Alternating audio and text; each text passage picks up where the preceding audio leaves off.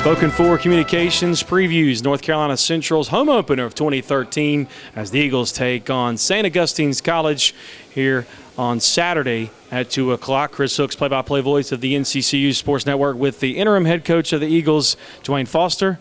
Coach, when you look back at the last ball game against Duke, as you get prepared for the next one here against St. Augustine's, just take an overall look at the team and tell me, how we look at this point as far as getting ready and heading into the season. Well, it's going to be very important that we have a great week of practice to focus on the corrections that need to be made from our performance against Duke. And that'll be our special emphasis, getting those things fixed so that we can go into St. Aug and much more prepared for the most part and put ourselves in a better situation to get a win. A couple people that stood out in my mind in this game, and you can add some more players again if you'd like. I thought Taz Foster, 13 tackles, looked like his normal beast-like self. Adrius Augustus looked as good as he did before his injury last year. Those two guys, amongst many other student-athletes that performed well against Duke. Sure. Defensively, we can add Tyreek Williams as another guy who finished second in tackles on Saturday, and he played extremely sound football. He was where he needed to be every time, and had wrapped up and had some good tackles. As well, Aaron Wallace played extremely well too up front, coming off of an injury throughout camp, and he came in and was extremely solid as well, holding down the middle as best he could against a very good Duke offensive line.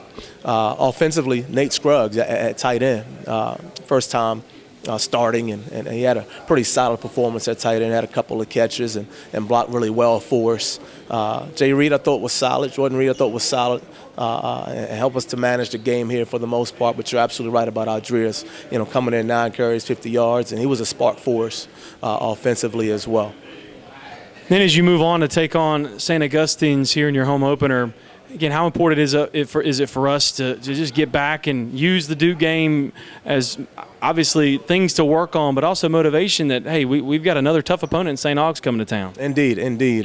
Coach Costa, the head coach at St. Aug's, does a great job. He's been there, I believe, 12 years now, and they finished 6-4 last year, but 3